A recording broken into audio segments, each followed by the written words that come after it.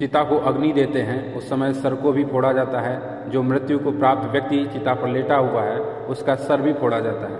इसके पीछे कोई कारण है या फिर कोई ऐसी ही परंपरा के तौर पर ये चला आ रहा है? आप भी अपने सवाल पूछ सकते हैं। और बात कर लेते हैं कि जब हिंदू घरों में जब किसी की मृत्यु होती है और शमशान घाट में जब उन्हें चिता पर लिटाया जाता है और अग्नि दी जाती है, उसके बाद जो है उस मृत व्यक्ति का सर भी फोड़ा जाता है। इसके क्या कारण हैं? इसके दो कारण हैं। पहला कारण तो चलन में है लेकिन वो वास्तविक कारण नहीं है। माना जाता है कि सर जल्दी जलता नहीं है तो उसे फोड़ देने से जल्दी वो जल जाता है। लेकिन मृत व्यक्ति के संदर्भ में ऐसी घटना इसलिए की जा रही है कि जल्दी से चिता जल जाए, तो यह कोई उचित कारण जान नहीं पड़ता है। इतना धीरज इतना धैर्य कोई भी व्यक्ति रख सकता है, तो ये असली कारण नहीं है। असली कारण क्या है उस पर प्रकाश डालते हैं, उस पर चर्चा करते हैं। जब भी कोई व्यक्ति मृत्यु को प्राप्त होता है शरीर के अलग अलग हिस्सों से प्राण ऊर्जा बाहर निकलती है। आप जानते होंगे कि जब भी कोई आत्मा किसी गर्भ में प्रवेश करती है तो ब्रह्मरंध्र के रास्ते गर्भ में प्रवेश करती है। और जब बच्चा पैदा होता है इसीलिए उसके सर पर हल्का सा गड्ढा होता है। यही है वो ब्रह्मरंध्र जिससे होकर आत्मा प्रवेश कर रही शरीर में। और यही अवस्था यदि मृत्यु के समय घटित हो जाए तब उस व्यक्ति को जागृत व्यक्ति कहते हैं, परमात्मिक व्यक्ति कहते हैं, दिव्य व्यक्ति। और ये घटना साधारण आदमी के संदर्भ में घटित होती है। कौन सा व्यक्ति किस दशा में मरा है ठीक ठीक आपको जांच करनी है तो उसके शरीर को आप जांच कीजिए, देखिए उसके शरीर में कोई ना कोई निशान आपको मिल जाएगा। यदि भय के कारण मृत्यु को प्राप्त हुआ है तो नाभि पर ध्यान दीजिए। यदि बहुत विद्वान विचारशील व्यक्ति रहा है और मृत्यु उसके संदर्भ में घटित हुई है तब फिर उसकी अजना पर ध्यान दीजिए।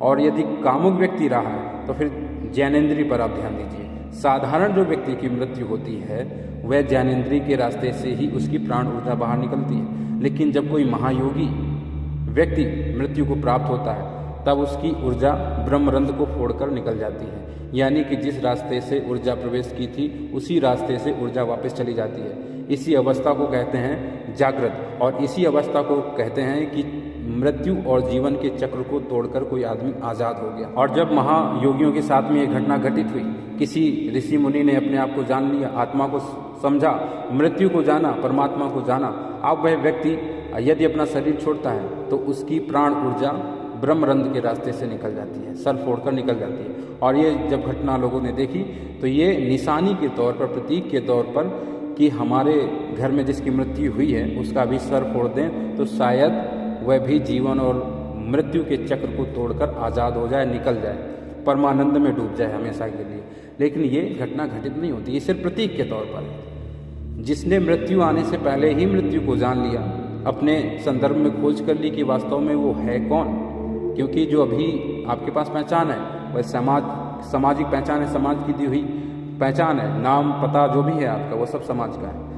वास्तविक जो आप हैं वह तभी उपलब्ध होते हैं जब आप ध्यान के गहरे स्तरों को छूते हैं, ध्यान में उतरते हैं। और ध्यान में ही मृत्यु घटित होती है। और जब शरीर की मृत्यु आने से पहले ही आपकी मृत्यु हो जाती है, यानी कि मृत्यु से आपका सीधा आमना सामना हो जाता है, तब फिर आप कभी नहीं मरते हैं। और यही वो अवस्था है जब आप ब्रह्मरंध्र के रास्ते से निकलने में सक्षम हो जाते हैं। इसलिए जब किसी को अपना शरीर छोड़ना है, समझो उसके पास 20 वर्ष और है, वो चाहे तो अभी 100 वर्ष तक जी सकता है, लेकिन उसने जो काम करने थे कर चुका है, जो प्रवचन कहने थे कह चुका है। अब उसकी इच्छा है कि अब वह शरीर धारण नहीं करना चाहता है, तो ऐसा व्यक्ति मृत्यु आने से पहले ही अपने शरीर से निकल जाता है, प्राण ऊर्जा उसकी ब्रह्मरंध्र को फोड़कर निकल जाती है। तो ये घटना घटित हुई थी महर्षियों के संदर्भ में, और उसके प्रतीक के तौर पर हिंदू आज भी उस प्रथा का पालन कर रहे हैं, इस आस में कि शायद हमारे यहाँ जो मृत्यु को प्राप्त व्यक्ति है वह भी आज़ाद हो सके जन्म मृत्यु के पहिए से।